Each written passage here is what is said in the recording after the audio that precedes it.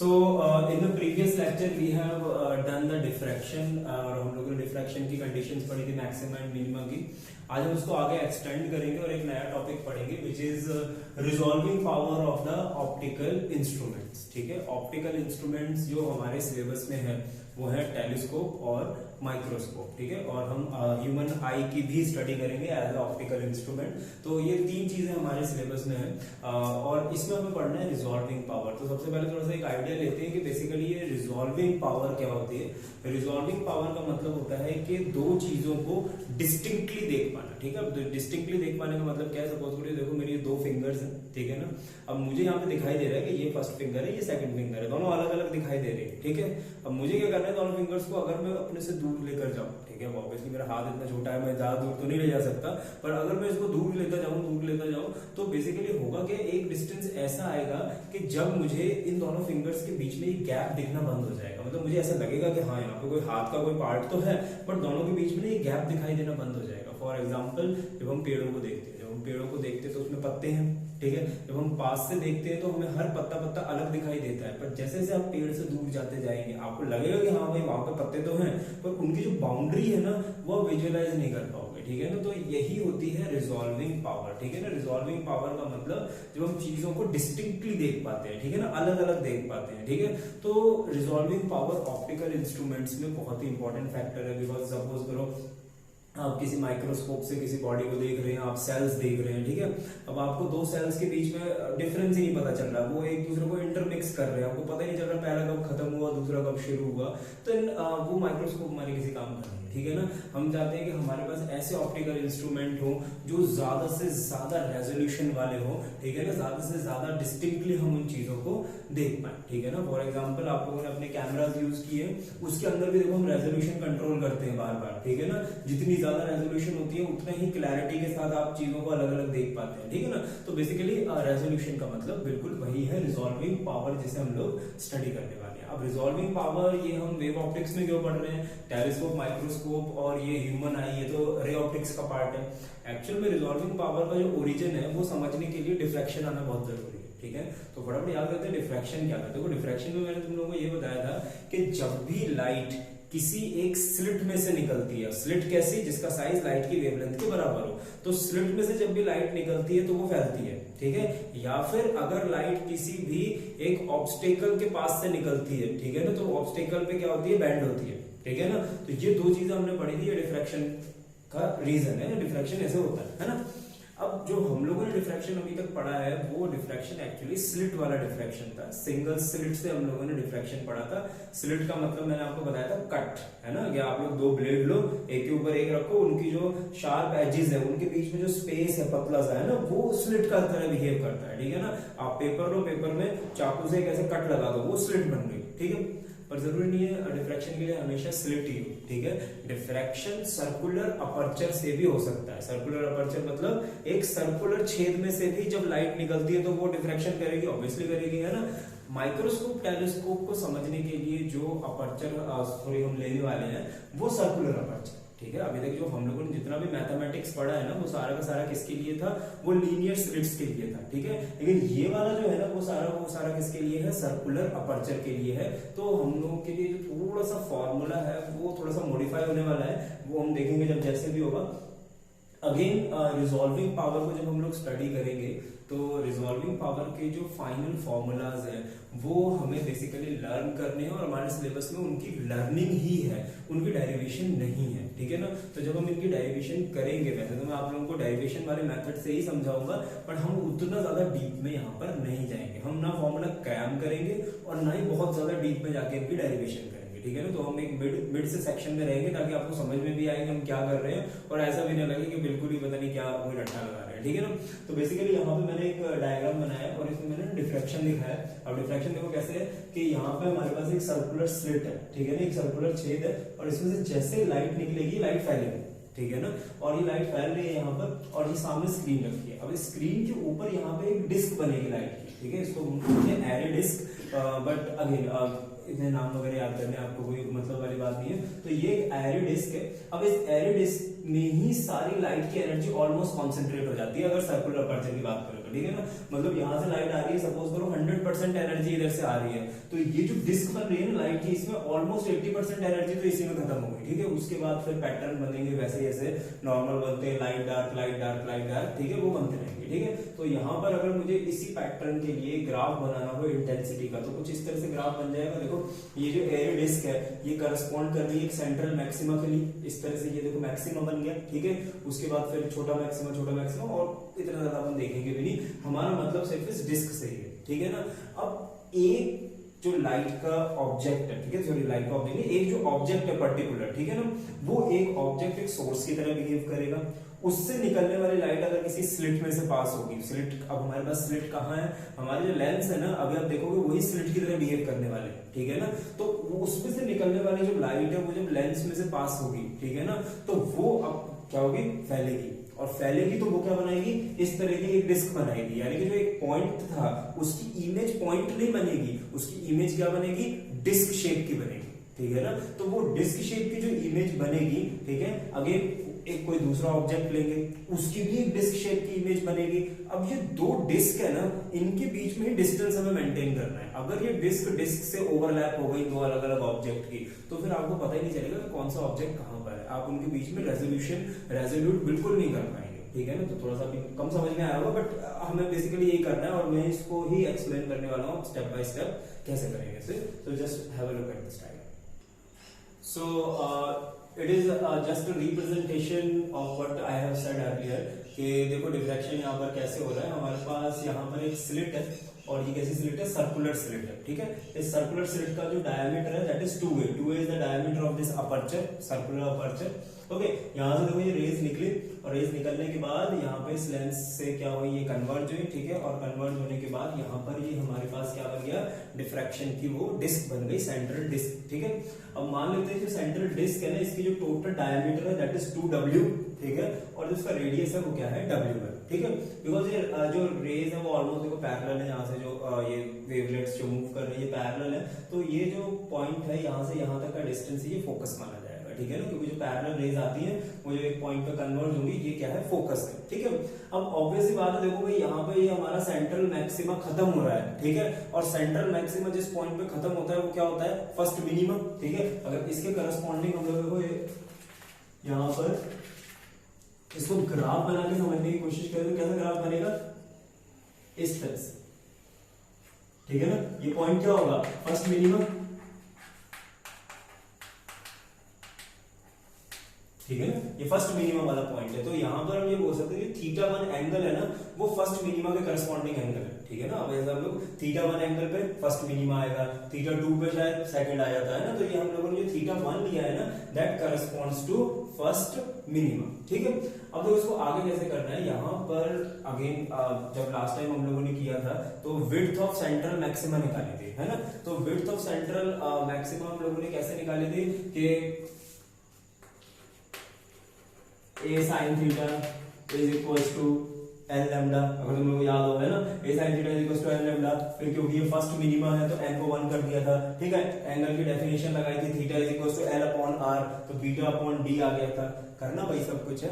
पर क्योंकि ये वाला जो डिफ्रैक्शन है ये सर्कुलर अपर्चर का है, तो यहाँ पर जब आप साइन थीटा निकालेंगे ना,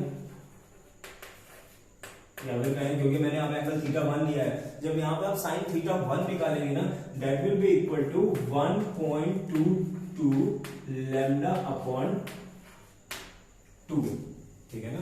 जैसे लास्ट टाइम जो हमारा आंसर आया था साइन थीटा, क्या आया था हमारा, साइन थीटा आया था लैम्डा अपॉन d, ठीक है। अगर तुमको याद हो जो केस हम लोगों ने किया नॉर्मल, जो स्लिट वाला केस किया है ना, उसमें साइन थीटा क्या आया था, लैम्डा अपॉन d। तो अभी भी ये तो है, तो हमारा d, ठीक है ना, अपर डायमीटर है, तो ये डायमीटर है तो ये हमारा अपर्चर, ठीक है ना, एक तरह से अज्यूम कर लो, है ना, या फिर तुम्हें याद ही करनी पड़ेगी कंडीशन अगर इसको रिलेट नहीं कर पाए, ठीक है। तो लैम्डा अपॉन 2a, ठीक है ना, 2a इज द डायमीटर या aperture of this circular width, और 1.22 का फैक्टर यहाँ पे इंट्रोड्यूस करना पड़ेगा। ये अगर आप लर्न कर लेते हैं तो बाकी सारा कुछ आपको काफी कुछ समझ में आ जाएगा, ठीक। दूसरी इंपॉर्टेंट चीज देखो इस डायग्राम से हमें पता चल रही है, वो है यहाँ से tan थीटा निकालते हैं। tan theta is perpendicular upon base, ठीक है। तो यहाँ पे देखो परपेंडिकुलर क्या है, दिस w, एंड इस ट्रायंगल में देखो यहाँ पे ये तो हमारा W हो गया एंड बेस क्या है, फोकल लेंथ F, ठीक है। अब अगर तुम ध्यान से देखो तो यहाँ पे एंगल ऑब्वियसली स्मॉल है, ठीक है, इसके लिए मैं दोबारा आर्गुमेंट नहीं दूंगा, हम लोग ऑलरेडी पिछले लेक्चर में डिस्कस कर चुके हैं, ये एंगल्स बहुत स्मॉल है। अब एंगल स्मॉल है तो इफ थीटा इज स्मॉल तो tan theta 1 is equals to sin theta 1 is equals to theta 1, ठीक है। sin थीटा और tan थीटा क्या होगा, थीटा के बराबर होगा, तो ये दोनों ही थीटा के बराबर है, इनको इक्वेट कर सकते हैं। इक्वेट करोगे तो यहां से क्या आ जाएगा, W by F is equals to 1.22 lambda by 2a, ठीक है। तो यहां से अगर W की वैल्यू निकालें, W की वैल्यू क्या आ जाएगी, W is equals to 1.22 lambda by 2a into F, और अगर देखो पूरा इसका डायमीटर निकालना है इस डिस्क का, तो that is equals to 2W and that will be equal to 1.22 lambda F upon A, ठीक है, F upon A, and that is the reason कि मैंने स्टार्टिंग में ना यहाँ पे ये जो डायमीटर है 2a लिया था, तो 2 से 2 कैंसिल आउट हो गया, थोड़ा सा याद करने में आसान रहेगा, ठीक है ना। तो ये आपका जो आ गया क्या आ गया, जो डिस्क बन रही है यहाँ सेंटर में, इसका क्या आ गया, डायमीटर आ गया, and it is very important, इसको आपको याद रखना है, प्रॉपर तरीके से याद रखना है। ये एक बार को भूल भी जाओ तो कोई दिक्कत नहीं है, ठीक है ना, आप इसको भूल सकते हैं, बट ये आपको याद रखना पड़ेगा प्रॉपरली ये किस तरह से आया, तो it is the must learn formula for you, ठीक है ना, नोट करो sir. So as we have done the formula of the width of that aperture, है ना, हम लोगों ने फॉर्मूला पढ़ लिया कि डिफ्रैक्शन होगा तो सर्कुलर स्लिट से, है ना, तो एक सर्कुलर लाइट की डिस्क बनेगी, उस डिस्क का अपर्चर क्या होता है उसका फॉर्मूला हम लोगों ने याद कर लिया है, ठीक है। अब यहाँ पे ना अगर वो फॉर्मूला तुम लोगों को याद है और ये कॉन्सेप्ट समझ में आ जाता है, ठीक है, तो चाहे फिर वो टेलीस्कोप हो या माइक्रोस्कोप हो या आई हो, ठीक है, तुम सबके न्यूमेरिकल कॉमन फंडे से ही कर पाओगे, ठीक है, बिल्कुल एक कॉमन फंडा ही लगेगा सबके अंदर, और समझने की कोशिश करते हैं वो फंडा क्या है। तो अगर तुम लोग फॉर्मूला याद है तो वो फॉर्मूला क्या था, अभी हम लोगों ने डिराइव किया था formula, that was W is equals to 1.22 lambda F upon 2a, ठीक है ना, वही सारे सिंबल्स हैं, वही सारे नोटेशंस हैं, ठीक है। तो ये वो वाला केस है जिसका हम लोगों ने अभी डिस्कशन किया था। इसके अंदर क्या है, ये एक सर्कुलर स्लिट है, ठीक है ना, और सर्कुलर स्लिट का जो डायमीटर है वो 2a है, ठीक है, और इस सर्कुलर स्लिट की वजह से लाइट डिफ्रैक्ट हो रही है, वो डिफ्रैक्ट होने वाली लाइट लेंस में आ रही है, और लेंस की वजह से फिर यहाँ पे लेंस इस लाइट को क्या कर रहा है, कन्वर्ट कर रहा है, और यहाँ पर आपको ये एयर डिस्क यानी कि वो जो लाइट वाली डिस्क है वो आपको देखने को यहाँ पे मिल रही है, ठीक है ना। और ये मैंने यहाँ पे एक डायग्रामेटिकल रिप्रेजेंटेशन कर दी कि ये हमें डिस्क यहाँ पे देखने को मिल रही है जिसकी विड्थ क्या है 2W है, और इस 2W का फॉर्मूला क्या है, यहाँ पे मैंने फॉर्मूला सिर्फ W के लिए लिखा, समझ जाओगे भी क्यों, W is equals to 1.22 lambda F upon 2, ये फॉर्मूला अभी अभी हमने डिराइव किया था। बट इन केस अगर ऐसा मान लेते हैं कि जो स्लिट है वो तो बड़ी हो जाती है और लेंस छोटा रह जाता है, ठीक है ना, यानी कि ये वाला केस, यहाँ पे देखो ये हमारी जो स्लिट है ना वो ये यहां से यहां तक, ये तो है हमारी स्लिट, ठीक है, और लेंस है छोटा, ठीक है, तो अब ये जो स्लिट है ना ये डिफ्रैक्शन करेगी, ठीक है ना, क्योंकि देखो स्लिट का साइज बड़ा हो गया, अब ये डिफ्रैक्शन नहीं करेगी, अब डिफ्रैक्शन कौन करेगा, डिफ्रैक्शन करेगा ये लेंस के कॉर्नर्स, ठीक है ना। हम लोगों ने पढ़ा था डिफ्रैक्शन की डेफिनेशन में, डिफ्रैक्शन स्लिट भी कर सकती है और अगर कॉर्नर ऑफ द ऑब्जेक्ट भी कर सकते हैं, तो ये लेंस के कॉर्नर से ये डिफ्रैक्शन करेंगे, अगेन यहाँ पे डिफ्रैक्शन का पैटर्न फिर से बनेगा, ठीक है ना, डिफ्रैक्शन का पैटर्न बनेगा, लेकिन इस बार जो डिस्क बनेगी, ठीक है ना, जो आप कह रहे हो सेंटर में जो मैक्सिमा बनेगा वो एज कंपेयर टू जब स्लिट ने डिफ्रैक्शन किया था उससे छोटा होने वाला है। और ये हम लोगों ने डिफ्रैक्शन में भी डिस्कस किया था कि हाँ भाई जो स्लिट वाला डिफ्रैक्शन का पैटर्न होता है उसका जो मैक्सिमम बनता है वो डोमिनेटिंग होता है एज कंपेयर टू कि जब ऑब्जेक्ट के एजेस पे से क्या होती है लाइट डिफ्रैक्ट होती है, ठीक है। तो ये छोटा बनेगा तो हम उससे कोई दिक्कत नहीं है, लेकिन यहाँ पे जो डिफ्रैक्शन हो रही है इस फॉर्मूले में क्या चेंज आएगा, फॉर्मूले में ये चेंज आएगा कि जहां पर हम लोग अभी अपर्चर मान रहे थे 2a, वो अपर्चर हम 2a नहीं लेंगे, अब वो अपर्चर क्या आएगा, इस लेंस का डायमीटर d, ठीक है ना, क्योंकि अब देखो ये लेंस बिहेव कर रहा है एज अ स्लिट, ये स्लिट का तो रोल खत्म ही हो गया, ठीक है ना। तो उसी फॉर्मूले में यानी कि 1.22 लैम्डा f अपॉन 2a क्या था हमारा, diameter of the circular aperture. अब सेकंड केस में जब लेंस छोटा हो गया और स्लिट बड़ी हो गई, तो आपको यहाँ पे सर्कुलर अपर्चर के डायमीटर की जगह क्या लेना पड़ेगा, लेंस का डायमीटर d, यानी फॉर्मूला कैसे चेंज हो जाएगा, r0, मैंने इसको w की जगह r0 लिखा है, ठीक है। ये पूरा जो सेंट्रल मैक्सिमा है यहाँ पर, इसकी जो विड्थ है वो डायमीटर है वो 2r0 है, ठीक है ना। तो हम लोगों ने रेडियस ले लिया एक तरह से, तो r0 क्या होगा 1.22 लैम्डा f अपॉन d, और d क्या है, लेंस का डायमीटर, ठीक है ना। तो आपके पास बस यही सिचुएशन आने वाली है अलग अलग इंस्ट्रूमेंट में। किसी इंस्ट्रूमेंट में आपको यहाँ पे क्या लेना पड़ेगा, 2v लेना पड़ेगा, किसी इंस्ट्रूमेंट में d लेना पड़ेगा। ये समझ में आ गया किसमें d लेना है, किसमें 2v लेना है, ये फॉर्मूला समझ में आ चुके हैं, तो आपके सारे रिजॉल्विंग पावर के कॉन्सेप्ट खत्म हो जाएंगे, ठीक है। तो I hope you understood this, इसको So let us try to understood the previous concept with the help of a telescope diagram, ठीक है ना। तो पहले मैं बता दूं टेलीस्कोप क्या होता है। टेलीस्कोप सबको पता है, हम जो एस्ट्रोनॉमिकल बॉडीज को देखने के लिए, दूर की चीजों को देखने के लिए है ना, टेलीस्कोप का यूज करते हैं, ठीक है। अब अगर आप लोगों ने रे ऑप्टिक्स में टेलीस्कोप पढ़ रखा है, तो मैं आपको बता दूं टेलीस्कोप में दो लेंस यूज होते हैं, ठीक है। दो कॉन्वेक्स लेंस यूज होते हैं। पहला लेंस ऑब्जेक्ट के सामने होता है, उसको ऑब्जेक्टिव लेंस कहते हैं। दूसरा हमारी आंखों के सामने होता है, उसको आई लेंस बोलते हैं, ठीक है। सभी लोगों ने टेलीस्कोप देखा होगा। अब जो रिजॉल्विंग पावर होती है ना, वो हमेशा उसी लेंस की होती है जो ऑब्जेक्ट के सामने होता है, ठीक है ना। वो वही लेंस क्या है, एक इमेज बनाता है, उस इमेज को दूसरा लेंस फिर से मैग्नीफाई कर देता है, ठीक है ना। तो हमारे जो रिजॉल्विंग पावर है वो सिर्फ एक सिंगल लेंस के लिए है, उस लेंस का नाम क्या है, ऑब्जेक्टिव लेंस, ठीक है। तो टेलीस्कोप के अंदर ये हमारा ऑब्जेक्टिव लेंस है, ठीक है। और ये हमारे पास क्या है, कोई भी सोर्स है जहां से हमारे पास लाइट आ रही है, ठीक है।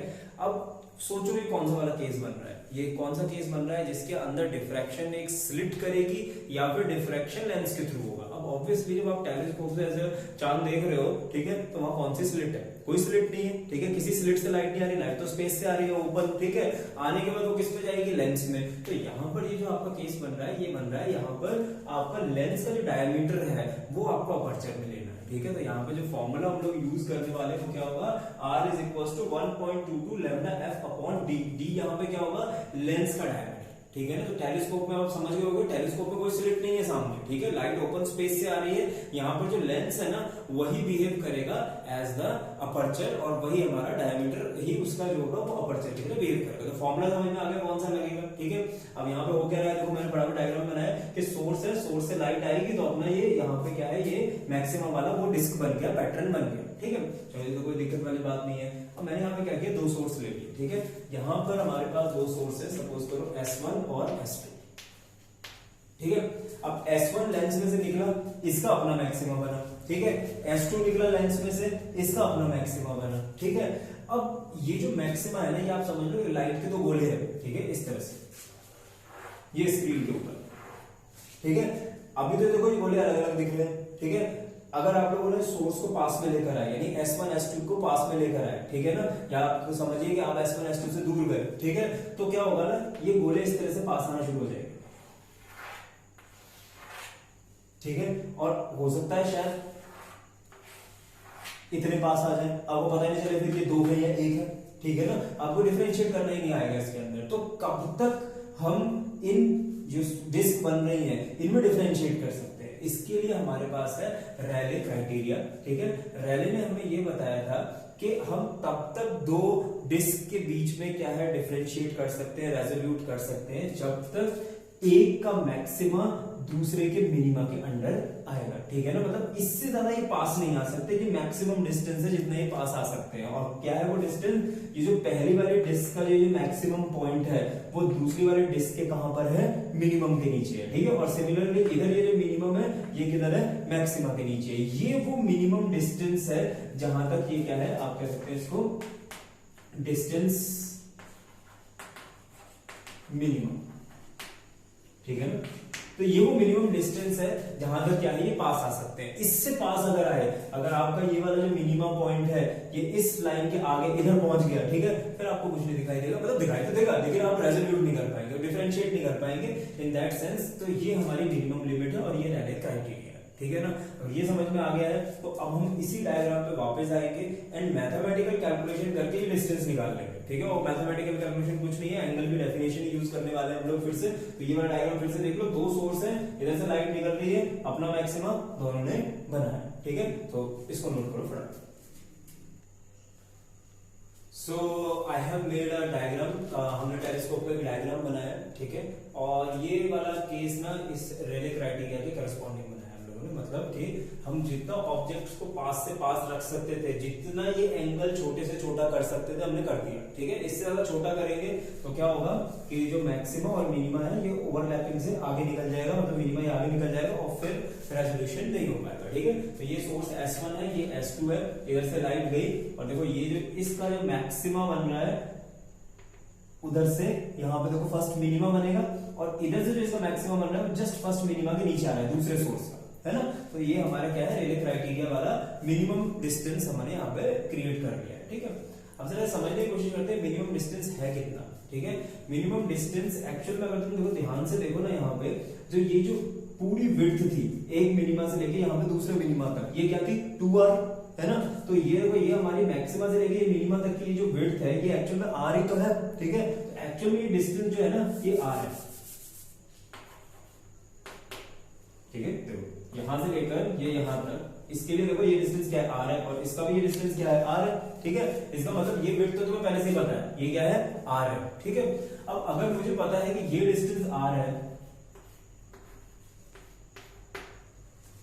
ठीक है, और ये फोकल लेंथ होगी, और फोकल लेंथ क्यों होगी, रेज आ रही है इन्फिनिटी से आ रही है, तो स्क्रीन पे जहां पे मिलेगी वो अप्रोक्सीमेटली हमारा फोकल लेंथ ही है, ठीक है। अब मुझे पता है ये r है, ये फोकल लेंथ है, थीटा हम निकाल सकते हैं, डेफिनेशन लगानी है सिंपल, कौन सी, theta is equal to L/R, ठीक है। तो मैं वो डेफिनेशन यहाँ पे यूज कर रहा हूँ, ठीक है। क्योंकि ये चेंज इन एंगल है तो मैं इसका डेल्टा लगा लेता हूँ, ठीक है। Delta D as per your choice, तुम कुछ भी लगा लेना, ठीक है। तो delta theta minimum, theta is equal to L, L is what our R upon this F, ठीक है। अब देखो यहाँ पे R की वैल्यू पुट करते हैं, ये क्या आएगा 1.22 lambda F upon D upon F से F कैंसिल आउट, ये क्या आ गया 1.22 लैम्डा अपॉन D। इसका मतलब क्या हुआ, ये मिनिमम वो एंगल है जो दो बॉडीज का लेंस के सेंटर के साथ बनेगा या फिर जो इमेजेस हैं उनका लेंस के सेंटर के साथ बनेगा, such that you can C both the images distinctly. आप दोनों इमेजेस को क्या देख सकते हैं, डिस्टिंक्टली, मतलब अलग अलग देख सकते हैं, या फिर दोनों ऑब्जेक्ट्स को क्या देख सकते हैं, टेलीस्कोप के थ्रू डिस्टिंक्टली देख सकते हैं, यानी अलग अलग देख सकते हैं। तो इस डिस्टेंस को हम लोग बोलते हैं लिमिट ऑफ रेजोल्यूशन। ये क्या है, this is limit of resolution, ठीक है। More precisely you can say that it is angular limit of resolution, ठीक है, बट लिमिट ऑफ रेजोल्यूशन चलेगा, ठीक है ना। तो ये अब आप लोगों ने लिमिट ऑफ रेजोल्यूशन निकाली इन टर्म्स ऑफ एंगल, ठीक है। अब मुझे बताओ लिमिट ऑफ रेजोल्यूशन कम होनी चाहिए या ज्यादा होनी चाहिए। एक अच्छा टेलीस्कोप क्या होगा कि उसके अंदर ये R बहुत बड़ा होना चाहिए या R बहुत छोटा होना चाहिए। देखो R जितना छोटा होगा ना डिवाइस उतनी अच्छी होगी, ठीक है ना। अब सपोज करो मेरे पास ये दो उंगलियां तुम लोगों को दिखाई दे रही है, दो उंगलियां, है ना। इसका मतलब मेरे कैमरे की रेजोल्यूशन अच्छी है, तुम्हें समझ में आ रहा है कि ये और ये अलग चीज है, ठीक है। अभी अगर मान लो मुझे दो उंगलियां अलग अलग दिखाने के लिए इनको इतनी दूर रखना पड़ता, ठीक है ना, ये होता मिनिमम मेरा डिस्टेंस ऑफ रिजॉल्विंग पावर, ठीक है। इन दैट केस तो इतना ज्यादा अगर डिस्टेंस होता then obviously limit of resolution बढ़ रही है तो मेरा डिवाइस खराब है, ठीक है ना। इन दैट केस हम यहां पे एक नई टर्म डिफाइन करेंगे, power of resolution, power of resolution.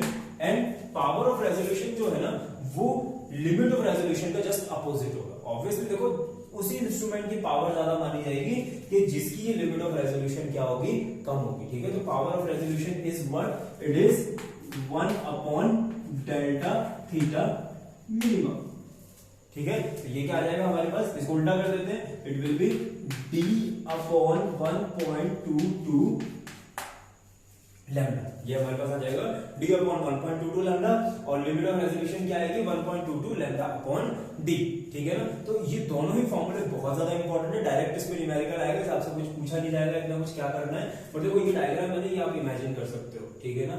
ये फॉर्मूला अगर आप लोगों को आता है, ठीक है, और ये फॉर्मूला क्यों मैं लर्न करने को बोल रहा हूँ क्योंकि ये तीनों में लग जाएगा, ठीक है ना। टेलीस्कोप, माइक्रोस्कोप और ह्यूमन आई तीनों के लिए कॉमन फॉर्मूला बन जाएगा। आपको सिर्फ इसी फॉर्मूले को याद करना है एंड जस्ट इमेजिन करनी है कि डायग्राम कैसे बन रही है, आपको क्या कैसी डायग्राम थी, देन आप किसी की भी लिमिट एंड रेजोल्यूशन कैलकुलेट कर सकते हैं, ठीक है। So this is for the telescope and इसको note. So student make a little bit of correction, this are मैंने थोड़ा सा इसको गलत डिनोट कर दिया। आर होता है ना ये यहाँ से मैक्सिमा से लेके मिनिमम तक है ना, तो ये just maxima to minima, this is our R. तो मैंने 2r को r लिख दिया था, तो उसको just make it correct. So this is our R, okay. या फिर एक काम करते हैं, इसके करस्पॉन्डिंग में थीटा नहीं दिखेगा, इसको थोड़ा सा मैं सही से बना देता हूँ। ये मैक्सिमा गया इधर से और ये आया मिनिमा, ठीक है, और इधर से ये मैक्सिमा गया और ये आया, ठीक है ना। मतलब अपने को क्या है ना, एक के लिए आधी लेनी थी, तो थोड़ी सी आगे डेरिवेशन ऐसे होगा, just it was that mistake. So अब इसके डायग्राम ये वाली बनाना फिर, ठीक है। So let us do one question based on this concept. The question is: a telescope is used to resolve two stars separated by 4.6 into 10 raised to power minus 6 radian. If the wavelength of the light used is 5460 angstrom, what should be the aperture of the objective of the telescope? ठीक है, मतलब आपको यहाँ पे बताया गया कि हमारे पास दो स्टार्स हैं और दोनों के बीच में जो एंगल का गैप है, यानी एंगल का जो गैप है वो कितना है, 4.6 into 10 raised to power minus 6 radian है, ठीक है। और उनसे जो लाइट आ रही है वो हमारे पास है 5460 एंगस्ट्रॉम की, ठीक है। आपको ये बताना है कि हमें एक टेलीस्कोप बनाना है, उसका जो ऑब्जेक्टिव है उसका अपर्चर कितना होना चाहिए, ठीक है, कि हम लोग दोनों स्टार्स को अलग अलग देख पाए, ठीक है ना। तो बड़ा ही सिंपल सा क्वेश्चन है, मैं इसको डायग्राम से समझाने की कोशिश करता हूं तुम लोगों को। तो डायग्राम से देखो कैसे समझेंगे। सपोज करो ये हमारे दो स्टार है, S1 और S2, ठीक है, और ये गई लाइट इधर से, मैंने यहाँ लेंस नहीं बनाया, ठीक है, तो ये लाइट गई, ठीक है। ये एंगल हमें गिवन है थीटा, ठीक है, और ये एंगल थीटा है तो ये भी एंगल थीटा ही होगा, ठीक है। अब तुम्हें पता है हमें जस्ट इनको रिजॉल्व करना है, हमसे अगर पूछा तो मिनिमम अपर्चर क्या होना चाहिए, ठीक है। तो ये अगर मिनिमम अपर्चर के लिए करस्पॉन्डिंग एंगल है, ठीक है ना, तो ये वाला जो डिस्टेंस है ये क्या होगा, आर है ना, वेवलेंथ लोगों ने किया था। और ये लेंथ क्या होगी, फोकल लेंथ, इधर लेंस से ये लेंथ क्या होने वाली है, फोकल लेंथ होने वाली है, ठीक है। तो अगर कोई एंगल की डेफिनेशन यहाँ पे यूज करे तो आंसर सीधे सीधे आ जाएगा। तो एंगल की डेफिनेशन यूज करते हैं, theta is equal to L upon R, theta is equal to L upon R, ठीक है। अब आर की वैल्यू तो मैंने तुम लोग पहले याद कर रही है, तो क्या है 1.22 लैम्डा एफ अपॉन डी, और ये एफ यहाँ पर पहले से है, एफ से एफ कैंसिल आउट हो गया, ठीक है। हमें क्या निकालना था, डी, तो D is equals to 1.22 lambda upon theta, ठीक है ना। डी इधर चला गया and this will come to this side, ठीक है। अब इसको सॉल्व कर लेते हैं। यहाँ पे d is equal to 1.22 lambda, देखो हमारे पास क्या है 5460 एंगस्ट्रॉम, तो 5460 into 10 raise to power minus 10, ठीक है। और इधर से हमारे पास एंगल क्या है 4.6 into 10 raise to power minus 6, ठीक है। इसको सॉल्व करेंगे तो ये हमारे पास आ रहा है -4 एंड डी की जो वैल्यू आ जाएगी यहाँ पे इसको सॉल्व करके 0.1488 मीटर, ठीक है। एक बार आंसर चेक कर लो, it is yes, it is correct answer, D is equal to 0.1488 metre, ये हमारे पास आंसर आ जाएगा, ठीक है। अब मैं इसमें बता दूं, देखो अगर तुम्हें फॉर्मूला याद होता है लिमिट ऑफ रेजोल्यूशन का या रिजॉल्विंग पावर का, ठीक है ना, तो वो तुम डायरेक्टली भी यूज कर सकते हो, तो कोई दिक्कत वाली बात नहीं है। बट ये वाला जो डायग्राम वाला कॉन्सेप्ट है ये सब पे लग जाएगा, ये टेलीस्कोप पे, माइक्रोस्कोप पे, ह्यूमन आई पे, सब पे लग जाएगा। तो डायग्राम बना के भी सॉल्व कर सकते हो। इन दैट केस ये आर वाली वैल्यू आ रहा है, ठीक है ना। तो आज के लिए इतना ही, टेलीस्कोप का हम लोगों ने रिजॉल्विंग पावर एंड ऑल सब कुछ देख लिया, ठीक है। कल सेम इसी कॉन्सेप्ट पे हम लोग माइक्रोस्कोप एंड ह्यूमन आई को समझने की कोशिश करेंगे, ठीक है। तब तक इसके क्वेश्चन ट्राई